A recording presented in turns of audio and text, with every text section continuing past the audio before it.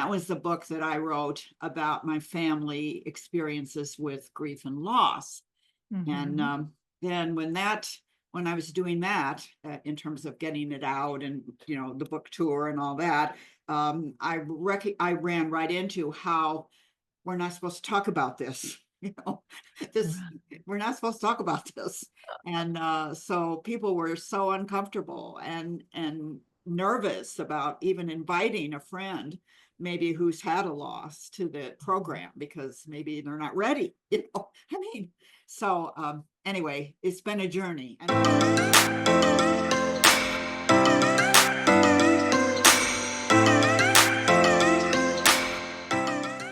And so that's my new book now, is The Art of Grieving, how art and art making help us live our best lives. And what I discovered is that a lot of what we're dealing with is really grief. And again, since we don't talk about it, we don't recognize everybody else is doing that too, and I think I was thinking about the subject that you are so involved with, which is the notion of anti-racism. And that is also just an incredible example of what happens when people are not allowed to grieve and actually be able to connect and connect with others in difficult times and that kind of thing. So so I think there's similar, I'm having similar experiences in related.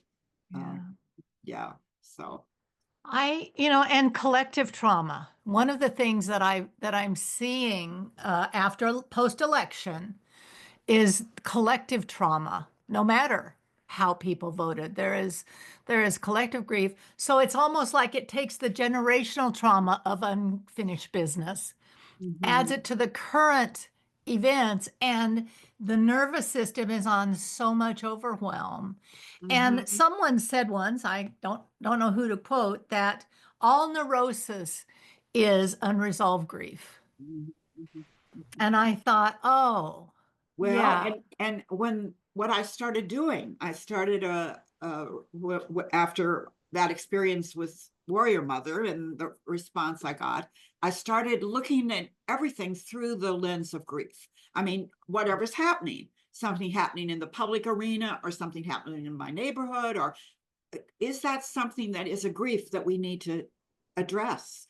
And really, and it's amazing how much I've seen that. So that was my writing practice, and I would do that every week, and I got to be a better writer, but I also got a real insight into how the grief is, well, let me say, this is coming to me related to your main topic.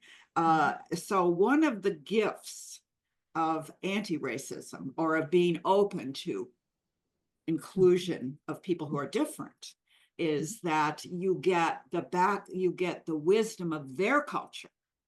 So I give you the example of the sorrow songs of the African Americans.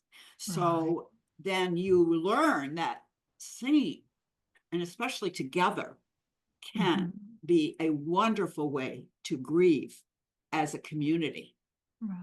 So that was one of the wisdoms that I got from African American friends and people that are involved with me in the work that I'm doing. And Native Americans have wisdom in their culture, and much of it coming from having been so abused and mistreated by the larger culture. So these people have in their culture an incredible amount of wisdom that we can all use. Looks like we're going to need it. People don't change till the pain of where they are is greater than the fear of where they're going. And I think we're about to enter some pain points we didn't know existed. But if the end result of that is that it is fodder for healing and growth, so be it. So when I think about the grieving and the work you do, it reminds me that memories are stored in the body. And if we don't deal with them, they're going to deal with us. And Right. somatic healing, which is things that give you some avenue of expression, whether it's meditation or movement or yoga or somatic healing or art, the art of That's right. grieving. See, my first profession, Kim, was as a dancer. So Okay, when you talk about body, we're on the same page because good.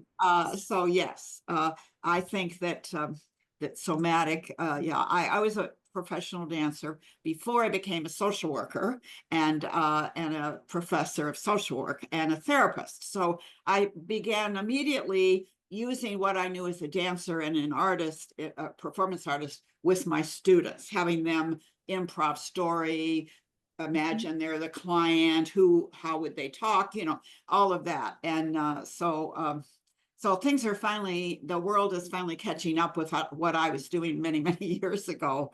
That wisdom that we, in our culture, uh, we are so directed by our intelligent, thought out part of our, a planful part, which is okay. But I always remind people that Einstein said that it is really the imaginal mind, it is the creative mind, for which the other mind needs to be its faithful servant, which that certainly is not our culture.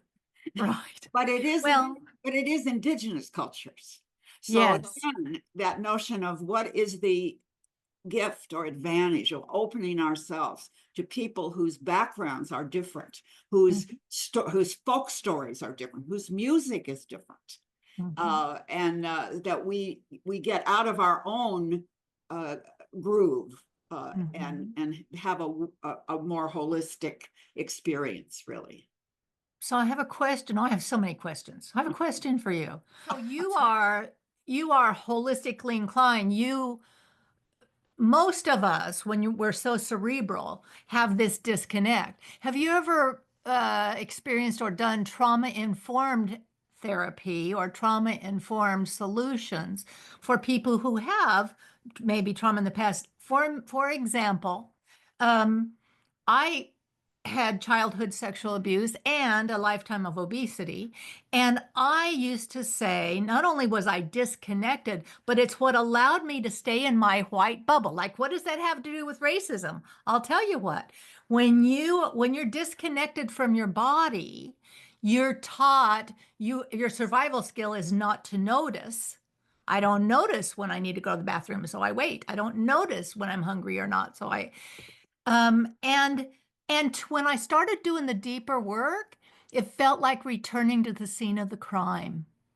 Right. And Yeah. Uh-huh. that is the part when people are traumatized and the and their bubble gets threatened, you get a very defensive pushback reaction sometimes, but Mhm. it's not for the reasons that you think it is. Mhm. Mhm. So between the collective and trauma informed, do you have anything and that you're Yes, that's where I think the arts come in, and I do a system called interplay, and this is a system that was based in dance. Two Mhm, dancing ministers started it in 35 years ago, and I connected with them very early, maybe 32 years ago, and mhm, I came in with this, doing this with clients, and then I saw, well, they had a whole system of how to help people improvisationally tell their stories, but in okay. a circle of acceptance and holding, because it Mhm, makes a matter. It matters who, when I tell my story, who is there to receive it or how it is received. So mhm, anyway, interplay is the way we would describe it is a system that it's an art-based system that you can be in touch with your body and let your body help you to live in the world or live from that place. uh-huh, So what I tell my students often is we art is a way to get in touch with a part of you that's smarter than you are. Yeah. So, and meaning it's not here, it's somewhere deeper. And it could include things that happened to you a long time ago. It could be something you heard the other day that may come up, or images. One of the things when I look at, when I wanted this book, the cover of a book is always, of course, very important. And I wanted a spiral on it, because my approach to grief is that it is not stair steps that we climb. And, then when we get to the top, we just dust our hands off. It's not, it's a spiral, and it comes around. So every anniversary of something comes around, and we get a chance to look at it again, because grief is the processing of the loss experience. Right. And now I'm a year older, and hopefully a little bit wiser, or a little bit calmer. We don't know, but hopefully. And so this, this happens as throughout your entire life. Right. And so you're continually processing. And so what took you out of dance and into therapy, into becoming a provider? Was that your grief?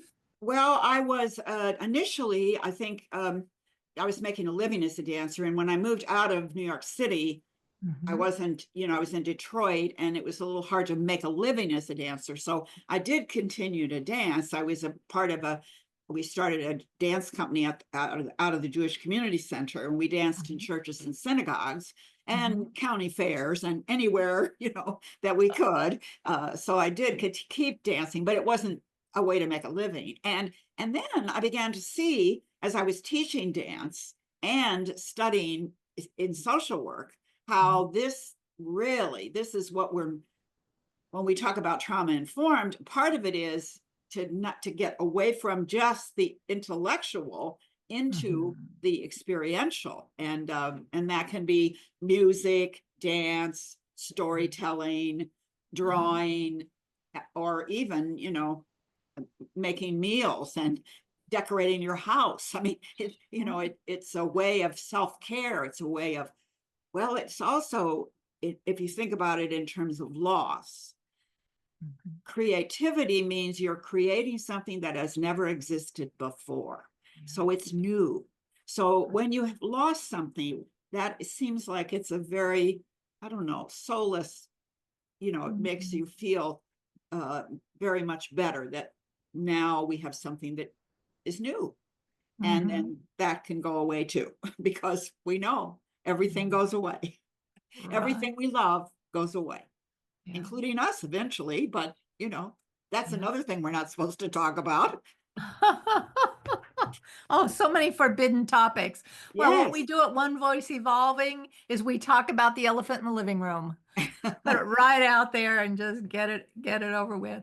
And I think her name is Judy Vorst, wrote Necessary Losses. And her premise was that you spend the first half of your life acquiring, and the second half of your life letting go. And as I get more into the second half of my life, I see that there are so many illusions or beliefs or bubbles that I had that I thought were just about the time I thought I had the answers, the questions changed.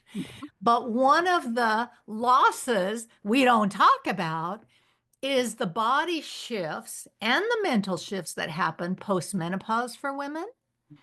In terms of, I'll tell you, when I was 50 years old and menopause was a done deal, it was like that veil that used to lift once a month and people called PMS, it lifted, and I could see clearly every day.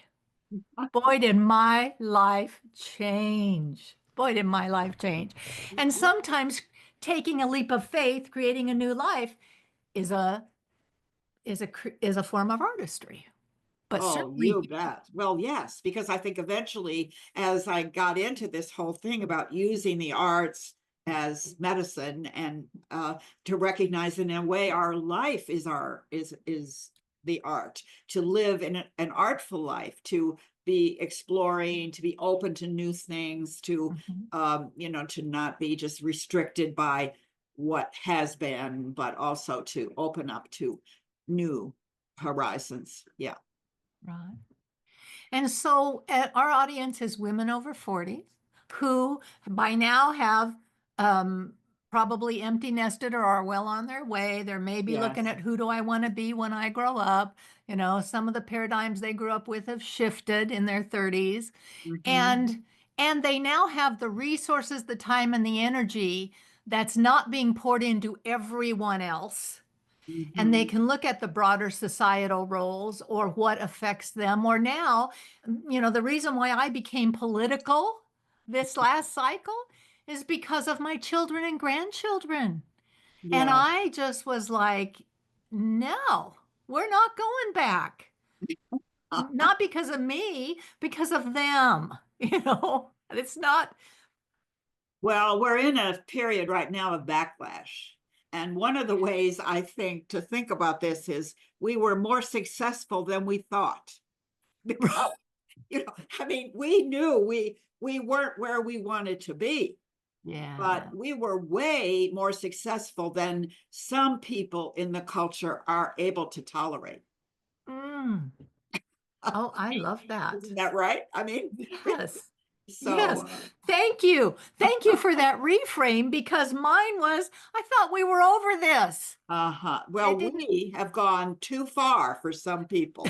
And so, and this whole war on DEI Yeah. is, uh, you know, Mark Zuckerman said, well, now this is fine, but it doesn't mean that what's the matter with it is it makes men wrong. Oh, come on. I mean, but I can say this, I did my dissertation on women's careers. Okay. And I looked at women's careers in women's fields where women had been for a long time. Mhm. And so what I know from that experience is that women fields were very restricted, because women and minorities couldn't be in them. So the men had free reign, and they didn't have the competition. Now they do. Now Yes. they do. Now everybody has the competition, if you want to call it that, Mhm. of people who are maybe that in another generation or earlier generation would not have even been able to apply for the job, or Right. so there is more competition in that sense. It's opened the field. Mhm. And to me, the way that says is that it's not the way people are describing it now, that they're getting special privileges or something. It's that since it's opened, then I think we can really get the best person. Yes. When you have a field which didn't have any women Mhm. at a certain level, you do Mhm. not have the best people. I'm Mhm. sorry to say, fellas, but you don't. If you're not letting any woman in, you know what I'm saying? Yeah. So it's actually a reverse. It's an upside down from the way people are talking about it now. Right. Once you open it to more people, and then people have it is more, you can really have the best person or for that particular job. Mhm. Mhm. So And demographically, in our country, 30%, only 30 something percent of the population is white men. The mhm. rest are women and people of color. Well, sure. And by 2020, no, 2045, so 20 years, the browning of America means there will be more working age brown and black people than there are white people. And so the reaction we're seeing is the pre-panic of how do we hold on to control? And if you look at this cabinet pick or the top CEOs or the C-suite of most companies, there's way more than 30% white men represented in Mhm. those Sure. markets, keeping that glass concrete ceiling in place as long as they possibly can. Mhm. But I Mhm. feel like this overcorrection that's trying to happen is not going to be a correction at all. Um, it just remains to be seen how Mhm. long it's going to take for it to find balance, Mhm. if Mhm. that's what it does. Yeah, Mhm. yeah. And so how does grief apply to pre-grief? Anxiety. Well, there is. when you look at losses, so there's, you can have a loss that you're going to have, you're if somebody, in a way, you get a diagnosis of a disease. So now you're in worry or anxiety or whatever about what's going to happen. And so that is a grief. That is a, anticipatory grief. Right. And often when people go through a long process of illness and uncertainty and all that, and then however it turns out, I mean, then they maybe just what they feel at the end is relief. And then they think, well, something's wrong with them because they should be crying or something for the loss of this person. But actually, no, that doesn't fit this circumstance. Right now, what you're feeling is that this person, you're relieved that this person is no longer suffering. And you have helped them to do what they needed to do once they couldn't live in this world.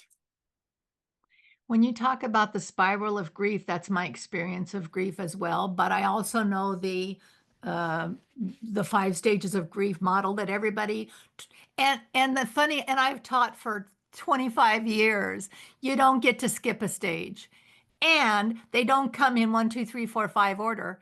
And there's a thing called compound losses. So when you get the diagnosis that there's a medical something, and then you undergo treatment, you lose some mobility, or you lose some independence, or you lose some faith. Betrayed by your body is what I've heard cancer patients describe it as. The way it feels. It's a trauma that doesn't go away because you have to go back and get it checked every 6 months for the rest of your life. And every 6 months, you have the echo of that first time, right?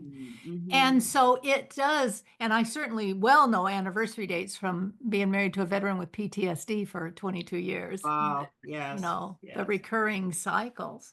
But people want to have it be a one and done. They want to take a class from you or go to a webinar or read a book and do a few pieces of art and wonder why they're not better and then on to the next thing. How do you prepare them for the long journey of integrating grief into your life instead of pushing it away?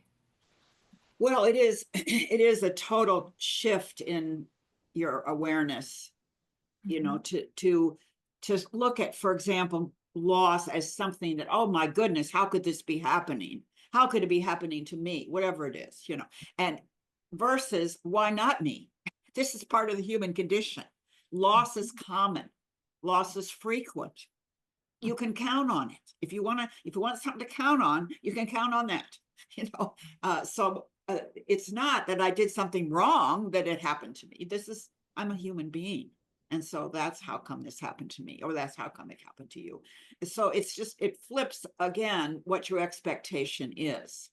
So then if what I kind of thought it is, grieving itself needs to be an art that we get good at, because we know we're going to be grieving. If to live our lives, it is the processing of loss and the discovery or the openness to what is to come. So I do want to share, during the time I was working on the book, I was working with a group of nuns and sisters, and they have, of course, incredible loss.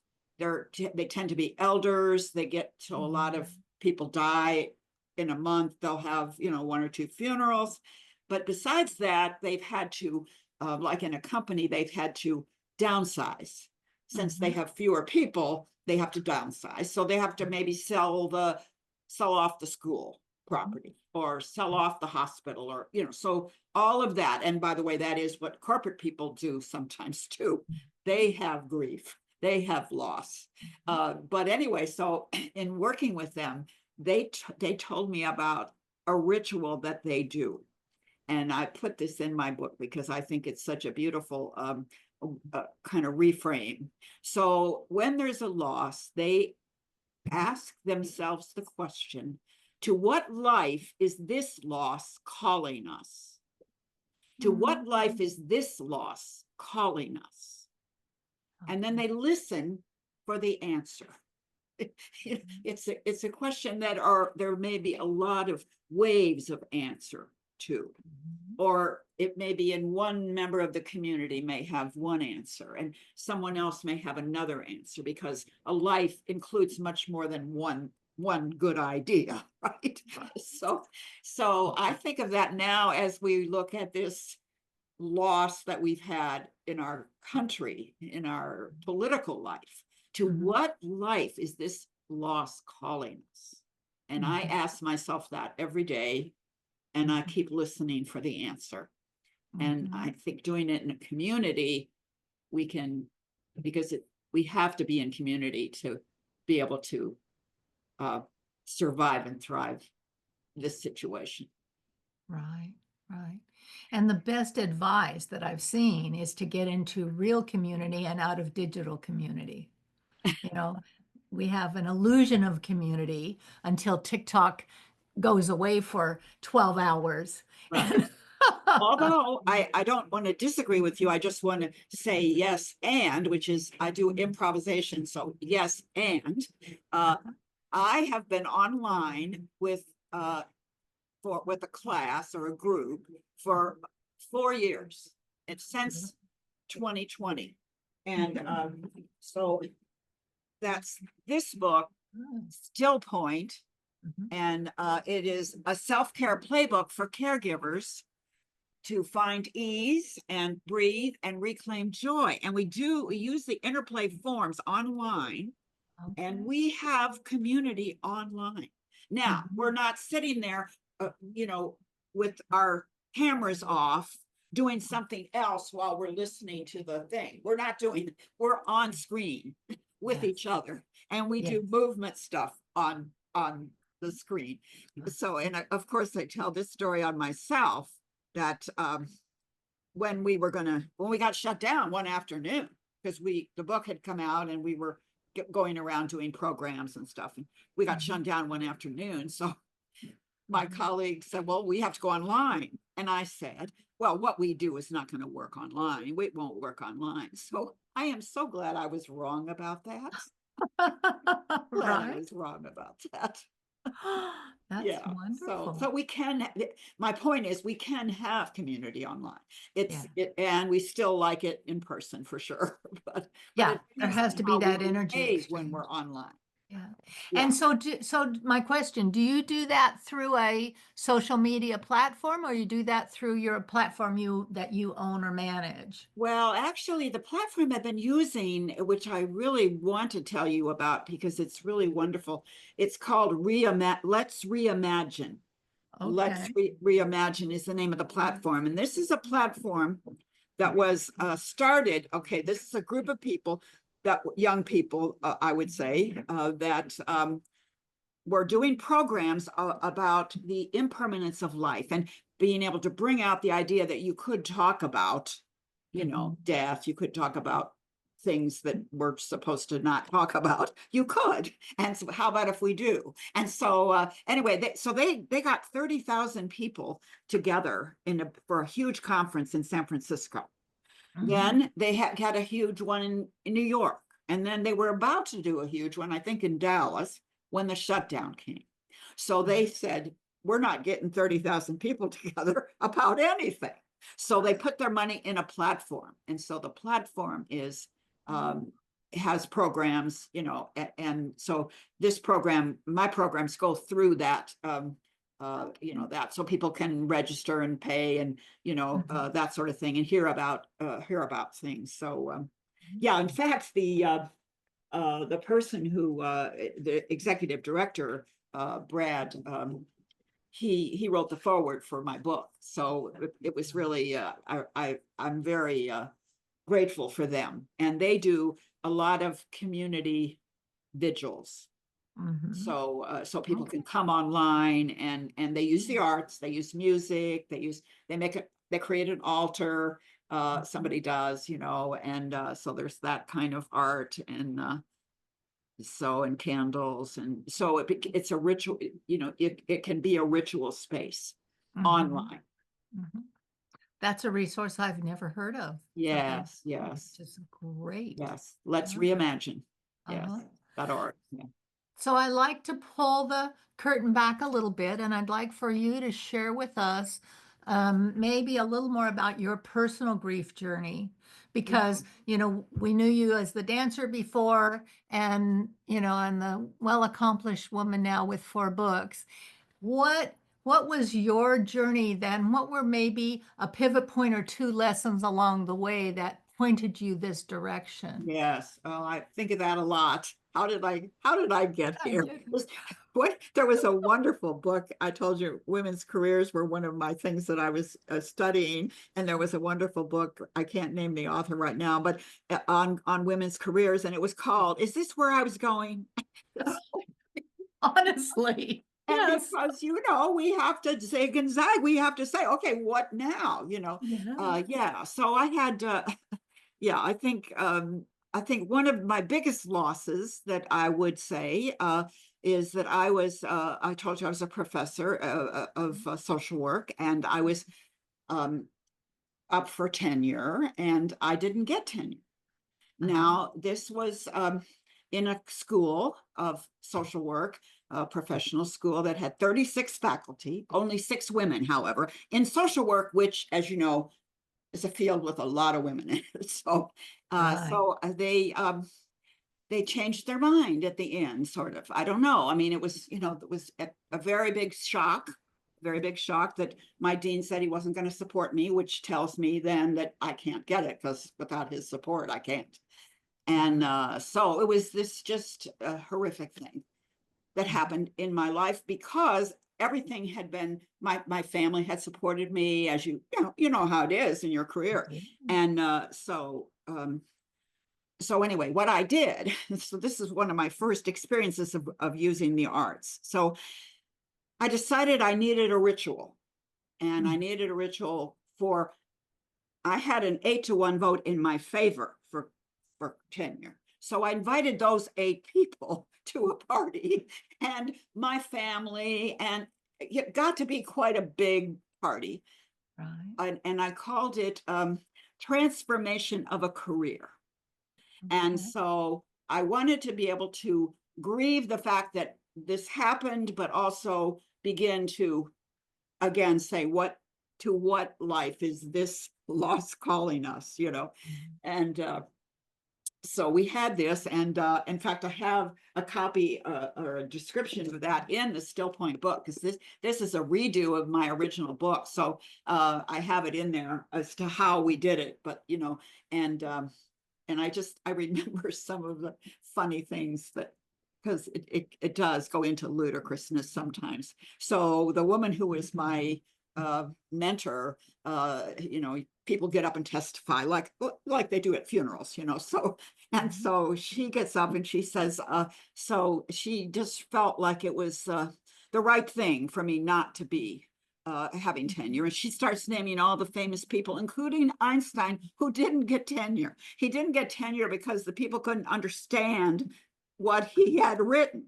That's why they couldn't say it was okay, because they didn't understand it. But so, and then she says, and who would want tenure in hell?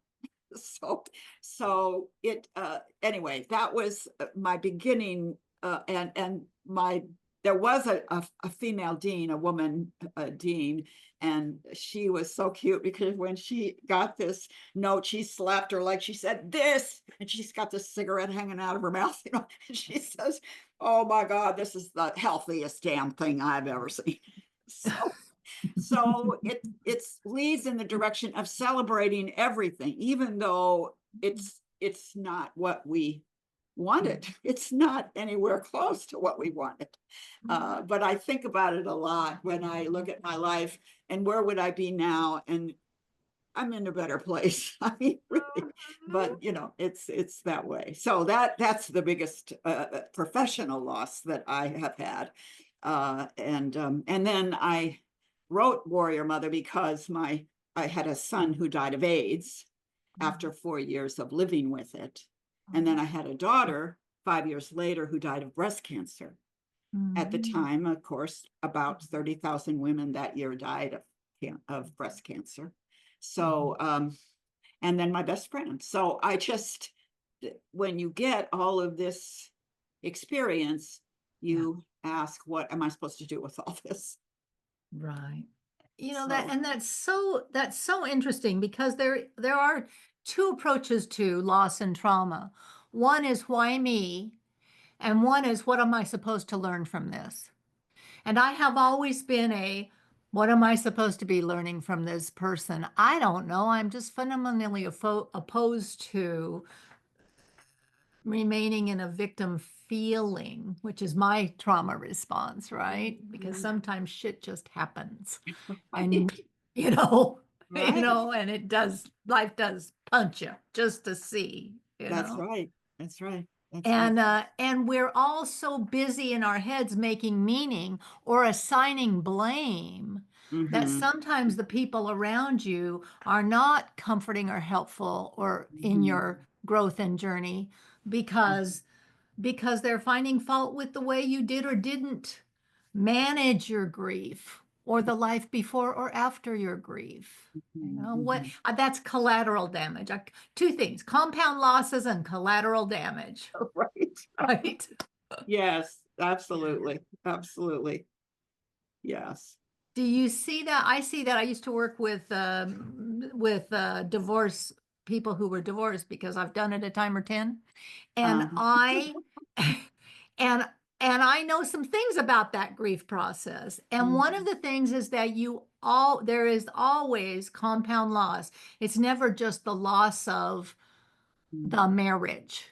It is the Mhm. lifestyle, or it is the friendships, or it is, it's always compound losses. Well, and that's true. And when I say about the university, so one of the things, you live with these people, and now you're gone, and that happens in corporations, they escort you out of the building, which is absolutely evil, I think. It's Mhm. horrible. But anyway, what I did, I made a pact with my colleague, Colleen was her name, and we met once a month. And for years after, I mean, checking in with each other, we'd have lunch. I'd pick up the check, so she would owe me a lunch. And then the next time she would pick up the check, so I would owe her a lunch. I mean, we just had such fun with that. And when she died, I went to visit her before she was dying, and she said, Sheila, I never imagined we would become so close through that simple thing of just, you know I didn't know you would be so important in my life, and she in mine, just by that simple little ritual of checking in with each other. And that way I didn't feel so cut off from everything I had dedicated my life to. Right. Yeah. Right. And it can be a source of joy. If only one other person gets you, Oh, yeah. It that helps a lot. that can be enough. Yeah. Yeah, Enough to it get you does. It through. definitely does. Yeah. Yeah. So resilience redefined is my season 2 moniker. And so what does resilience look like in the grief or the work to heal through it? Where Well, do you find the resilience in that? I think that in this letting go and questioning, where does this loss lead, Mhm. we get assignments, I think. Okay. We get assignments. Uh-huh. So one of the assignments I got when my son had AIDS and died of AIDS, and I came to Pittsburgh, and there was an organization that was teaching high school kids about AIDS, so that they would, understand and not to sign up for it. So that was, that's what the program was. And so I got involved with that program, and so I presented they would have these conferences, and so I presented, and I would bring several of I have an improv troupe, so the improv troupe would come, some of them with me, and we would, tell our stories. And Mhm. so I would say, well, I am here on behalf of my son. And I would tell the story of my son. And I would say, so I'm going to just tell you what he would tell you. You don't want this. You don't want AIDS. I know they got medicine, but you don't want it. And so, and the kids are looking at me like, and they get out their cameras with their phones because there's this old lady, these old people telling them stuff. But we did it in such a way, I think, that intrigued them, and I could serve that. I could in grief work, we talk about it as co-destiny. My son, if he was here, I know what he would say to these kids. So I can say it for him I can be it's a co-destiny. I can finish what he didn't get to do. So that's what I mean. I think we get assignments. We get assignments about where we're supposed to go next or what we're supposed to do next. Right. And how do you keep your fear-based mind from interfering with the assignment? Well, I think I've come to where I have to embrace that fear person, that younger part that is, sort of saying, oh my goodness, what are you trying to do here? And it happens, of course, but to embrace that part and to say that it's okay. It's, it's okay to be scared. And I think I heard the minister who spoke to Trump and his family the other night. Oh my gosh, wasn't she mentioned that somebody said that was very brave, and she said, I'm always nervous when I give a speech. Yeah. I always am. And I know that's true. When you put yourself out there, of course you're nervous. If you're not, in fact, theater people will tell you, if you don't have a little bit of nervousness, you're not going to be up for what you have to do. Your energy is not going to be up for what you are going to have to do. So you're going to be a little, a little pumped, a little pumped.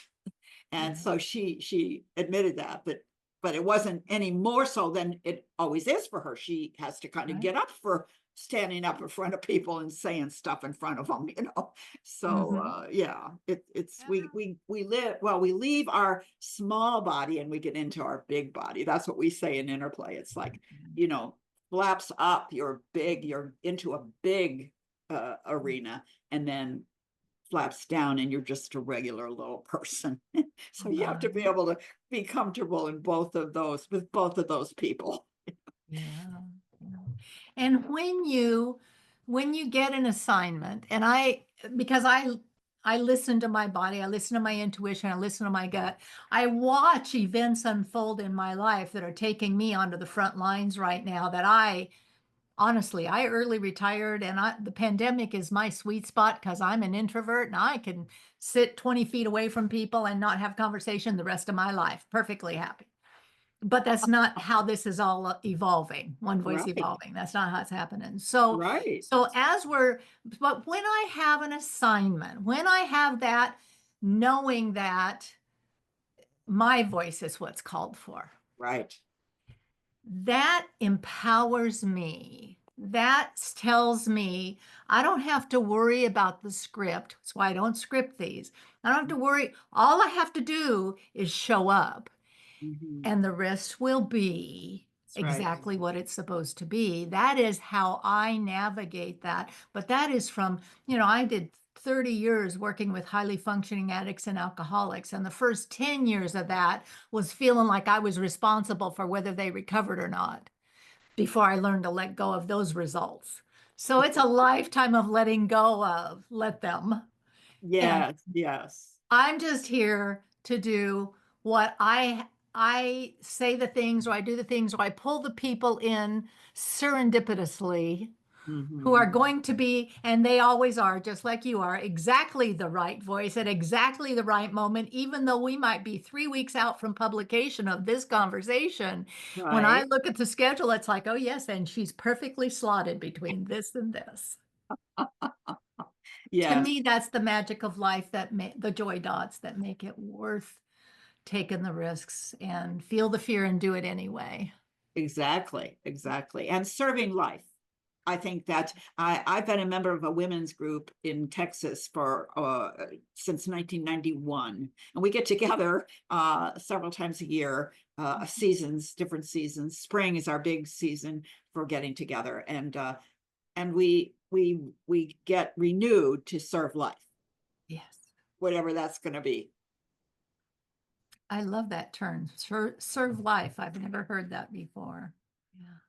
So when people want to reach out to you, or they want to work with you, or they want to know more, they want to buy your books, where do they find you? Well, I have a website which is my name, and it's Sheila K. Collins. Okay. SheilaKCollins.com is my website. And of course, my books are on Amazon, and you can get them any of the places that you buy your books. The Art of Grieving is the current one. And I want to say it's a book of stories in a way, but it also has little activities to do and things in the end of each of the chapters on loss, and art as the collaborator. And then it has dance, it's a chapter on dance, music, story, and visual art.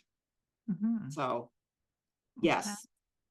And do you do social media, or? Yes, I do. I have somebody's helping me do that, but I have LinkedIn, and I have a Facebook, and probably one other one I can't remember. So somebody younger is helping me with that. All right, here, you do that. So Sheila, we're so happy you were with us today. And I always ask my guests, because it's season 2 and resilience is our thing. Is there anything that you'd like to share that you think might be particularly helpful for our audience of white women over 40 who are reaching outside of their bubble sometimes for the first time, and it's the unknown, the great unknown? Yes. Well, curiosity is often very helpful when we don't know what's going to happen. And actually, we don't know what's going to happen anyway. We just thought we knew what was going to happen. If that's of comfort, it is to me sometimes. Oh, how did this happen? And then I think also that you're looking at some large scale. I think of women, certainly many of us, focus on our children more, or our families more, or our smaller life more. And then we get to the place where we can really make a contribution, and we really can serve larger life. So that's very exciting and a little scary, but that's okay. Larger life, I like that. Thank you. It's been wonderful having you. Thank you. I've enjoyed talking with you, Kim.